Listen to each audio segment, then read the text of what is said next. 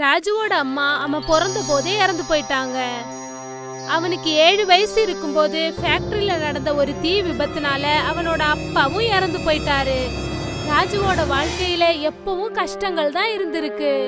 ஆனா ராஜு ரொம்ப திறமையா வேலை செய்வான். ராஜுவோட அம்மாவுக்கு புது புது பாத்திரங்கள் வாங்குறதுனா ரொம்ப பிடிக்கும். ராஜுவோட வீட்டுல நிறைய பாத்திரங்கள் இருந்துச்சு. ராஜு அந்த பாத்திரங்கள் எல்லாம் வித்து கொஞ்சம் காசு ரெடி பண்ணி அந்த காசை வச்சு ஒரு பாத்திர கடையை ஓபன் பண்ணான். இப்போ ராஜுக்கு 20 வயசு ஆயிடுச்சு. அவன் இப்போ ஒரு பெரிய பாத்திர கடையோட ஓனரா இருந்தான். ராஜுவுக்கு நிறைய சொந்தக்காரங்க இருக்காங்க. ஆனா யாரும் அவனுக்கு உதவி பண்ண மாட்டாங்க. கிராமத்துல திடீர்னு பெரிய மழை வந்து எல்லாமே அழிஞ்சு போச்சு. விவசாயிகளுக்கு விவசாயமும் போச்சு, வியாபாரிகளுக்கு வியாபாரமும் போச்சு. ராஜு ரொம்பவே ஏழை ஆயிட்டான். ராஜுக்கு இனிமே அந்த ஊர்ல இருந்து என்ன பண்றதுன்னே தெரியல. அப்போதான் ராஜுவுக்கு ஞாபகம் வந்தது. ராஜுவோட அப்பா ராஜு சின்ன குழந்தையா இருந்தப்போ அவனோட மாமா வீட்டுக்கு கூட்டிக்கிட்டு போனாரு. ரொம்ப நேரம் யோசிச்சதுக்கு அப்புறம் ராஜுவுக்கு மாமாவோட வீடும் அவரோட பேரும் ஞாபகம் வந்தது. ராஜு நிறைய பேருக்கிட்ட விசாரிச்சு அந்த கிராமத்துக்கு போனப்போ அந்த கிராமம் ரொம்ப செழிப்பா இருந்துச்சு. வணக்கம் மாமா, நான் தான் ராஜு. என்னுடைய சின்ன வயசுல எங்க அப்பா உங்ககிட்ட ஒரு வாட்டி கூட்டிட்டு வந்தாரு. நான் கொஞ்ச நாளைக்கு உங்க வீட்டுல இருக்கலாமா? நான் உங்க வேலையில உதவியா இருப்பேன். இல்ல, உன்னை என் வீட்டுல வச்சுக்க முடியாது. எனக்கு ஏற்கனவே 2 பசங்க இருக்காங்க. உன்னை என்னால பாத்துக்க முடியாது. இங்க இருந்து போயிடு. எனக்கு தெரியாது, நீ எங்க வேணாலும் போ.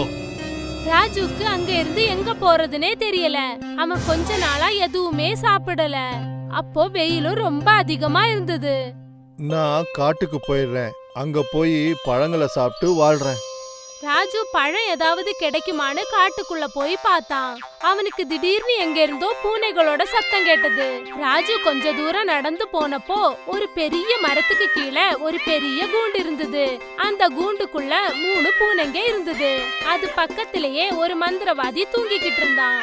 இங்க பாருங்க, அந்த மந்திரவாதி ரொம்ப சோர்வா இருக்காரு. நீங்க எங்களுக்கு உதவி பண்றீங்களா? எந்த மாதிரி உதவி? எங்களை இந்த கூண்டுல இருந்து வெளியில திறந்து விடுங்க. அப்பதான் நாங்க மந்திரவாதி கிட்ட இருந்து தப்பிக்க முடியும். ராஜு அந்த கூண்டை திறக்கலான்னு முயற்சி பண்ணும்போது திடீர்னு அந்த கூண்டை சுத்தி தீ பிடிச்சி எரிய ஆரம்பிச்சது. ராஜு உடனே பயந்து கையெடுத்துட்டான். இது சாதாரண கூண்டு கிடையாது, உன்னால இத திறக்க முடியாது. அங்க பாரு, மந்திரவாதி பக்கத்துல ஒரு மாய தடி இருக்குல்ல, அதை எடுத்து 3 தடவை அசைக்கணும். பூனைங்க என்ன சொல்லிச்சோ ராஜு அது மாதிரியே பண்ணான். உடனே கூண்டோட கதவு திறந்துடுச்சு. உன்னை பார்த்தா ரொம்ப நல்ல மாதிரி இருக்கு. உன் கூட எங்களை நீ கூட்டிட்டு போறியா? ராஜு அந்த தடியை அங்கேயே போட்டுட்டு 3 பூனைகளையும் தன்னோட கிராமத்துக்கு கூட்டிக்கிட்டு போயிட்டான். என்ன மன்னிச்சிடுங்க ஃப்ரெண்ட்ஸ், என்கிட்ட உங்களுக்கு கொடுக்கறதுக்கு ஒண்ணுமே இல்ல. மழை பெஞ்ச காரணத்தினால நான் ரொம்ப ஏழை ஆயிட்டேன். நாங்க 3 பேரும் சாதாரண பூனைகள் கிடையாது. ஒரு பூனை தன்னோட வாயிலிருந்து தங்க காசுகளை பொழிஞ்சது. 2வது பூனை தன்னோட வாயிலிருந்து சாப்பாடு கொடுத்துச்சு. 3வது பூனை அதோட வாயிலிருந்து அழகழகான துணிகள் கொடுத்தது. என் கிராமத்துல இருக்கிறவங்க எல்லாம் ரொம்ப பசியோட இருப்பாங்க. அவங்களுக்கு கொண்டு போய் இதெல்லாம் கொடுக்கறேன். அந்த 3 பூனைகளோட உதவியால ராஜு கிராமத்து மக்களுக்கு உதவி பண்ண ஆரம்பிச்சான். ராஜுவோட பாத்திரக்கடை வியாபாரம் மறுபடியும் ஆரம்பிக்கப்பட்டது. கிராமத்து மக்களும் அந்த மாய பூனைகளோட உதவியினால அவங்களோட வியாபாரத்தையும் விவசாயத்தையும் ஆரம்பிச்சாங்க. அங்க அந்த மந்திரவாதி தன்னோட பூனைகளை தேடிக்கிட்டே சுத்திக்கிட்டு இருந்தாரு. யாரது என்னுடைய பூனைகளை திருடினது? அவங்களுக்கு நான் பாடம் கற்பிப்பேன். அவங்க வாழ்க்கையில மறக்கவே முடியாது. ராஜுவோட மாமா ஒரு நாள் ஒரு வேலையா ராஜுவோட கிராமத்துக்கு வந்தாரு. அவரு கிராமம் ரொம்ப செழிப்பா இருக்கிறத பார்த்தாரு. அங்க எல்லாரும் ரொம்ப சந்தோஷமா நிம்மதியா இருந்தாங்க. மாமா ஒரு ஆள்கிட்ட போய் பேசினாரு. என்ன கேட்டாருன்னா, இங்க பாருங்கண்ணே, உங்க கிராமம் தான் மழை பெஞ்சி மொத்தமா அழிஞ்சு போச்சுல்ல, இப்ப எப்படி இப்படி சுபிக்ஷமா இருக்குது? இது அந்த ராஜு கொண்டு வந்த பூனைங்களோட மகிமை தான். ராஜுக்கு 3 மந்திர பூனைகள் கிடைச்சது. ராஜு இந்த கிராமத்துக்கு பெரிய உதவி பண்ணிருக்கான். கிராமத்திலேயே பெரிய கடை ராஜுது தானே. மாமா ராத்திரி வரைக்கும் கிராமத்திலேயே உட்கார்ந்திருந்தாரு. ராத்திரி அவர் யாருக்கும் தெரியாம ராஜுவோட வீட்டுக்கு போனாரு. அவர் பூனையோட வாயிலிருந்து தங்கம், துணி, அப்புறம் சாப்பாடு வரத பாத்துட்டாரு. பூனைகளை பார்த்த உடனே மாமாவோட மனசுல பேராசை வர ஆரம்பிச்சுது. நான் இங்க இருந்து இந்த பூனைகளை எப்படியாவது எடுத்துட்டு போயிடுறேன். ராஜு தினமும் காலையில பூனைகளுக்காக பால் வைப்பான்.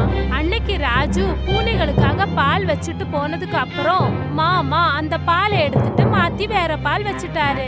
அவர் அந்த பால்ல மயக்கம் வர மருந்த கலக்கி வச்சுட்டாரு.